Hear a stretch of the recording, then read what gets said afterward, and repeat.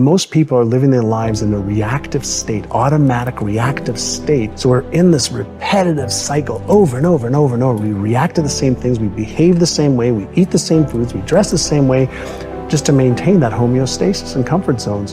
And we've never been taught. Like when were we taught it as kids? Like, here are your 6 core emotions.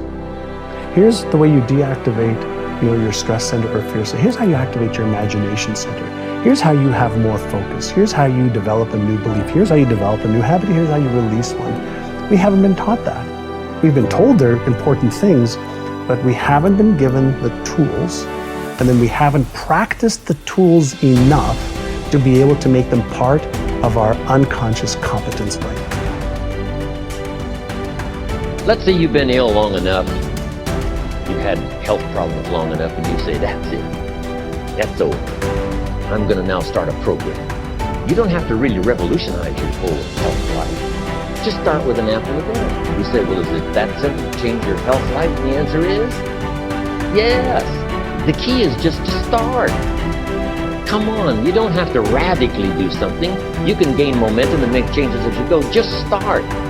Here's what happens when you start a new direction. Self-esteem starts to accelerate. Procrastination is the lion growing in you. I'm going to tell you what I mean in a moment. But essentially, you're becoming a man and you're moving into a new phase in your life where you're beginning to say, no, I won't. Every time you set this big goal, you never get it accomplished because you never break it up in manageable pieces. This is it. I'm talking about procrastinating. You still have time. Don't quit. Don't give up. Still have time. You can do it. You can make it happen, but you can't do it procrastinating. You can't do it talking about it, all right? So I just want to go back and recap because I want to make sure you hear what I'm saying. But I dare you, I double dare you to do exactly what you said you were going to do when the year started because it's not too late.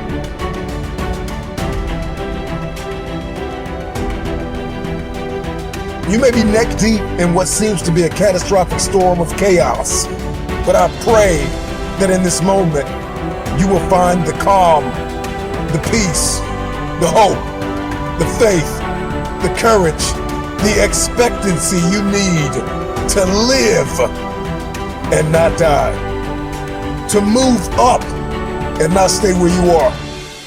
You get what you see, and that is the formula for expectancy.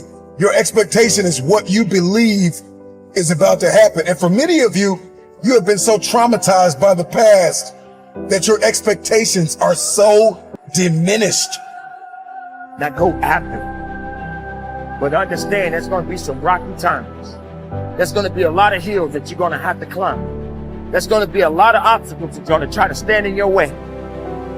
But you don't have to take these obstacles and hold on to them. Utilize everything you have in your heart and in your mind and in your soul and connect with these things so that you can get the most of your life.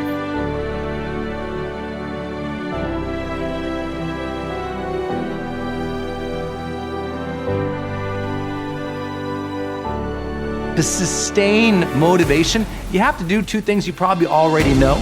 First, you have to focus. Now, before you turn off the video or go to the next one, listen to this. A lot of people have that initial desire, but they don't look at their goals every single day. They don't revisit every single, let's say, Sunday and say, how did I do this week? How did I do in my health, in my relationships, in my career?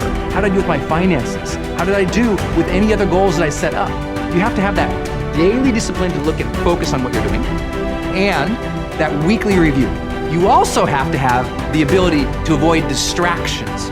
One of the reasons people love my book, The Motivation Manifesto, is this teaches you how to set boundaries, how to say no, how to push away distraction to own your life again. But here's the deal. When you're focusing on something and you're really dialing in, it also brings your full presence into something, so you perform at higher levels. The second thing you need, outside of focus, is sane motivation, is everyday effort. It's the reason you have to set up habits. It's the reason you have to have a daily routine, a morning routine. It's the reason you have to make sure you have a checklist of to-dos each day. I know that sounds so basic, but here's the funny thing. A lot of people think they'll have motivation one day, then they'll put the effort out. It's like motivation first, they think, then effort comes. The motivation inspires the effort, right? It's actually the opposite in the science of motivation. It's with daily effort that motivation comes. I like to tell people this: with momentum comes more motivation. Don't wait for the motivation to go out and take action. Actually, take action first, because just a little bit of progress, a few quick wins, drops dopamine into the brain. We start feeling good and rewarded for our behavior, and suddenly we find ourselves more motivation. So here's the thing: set 3 goals each day. Knock off each of those 3 goals. If you just did that each and every single day, you'd start feeling more personal power and you'd start getting ahead.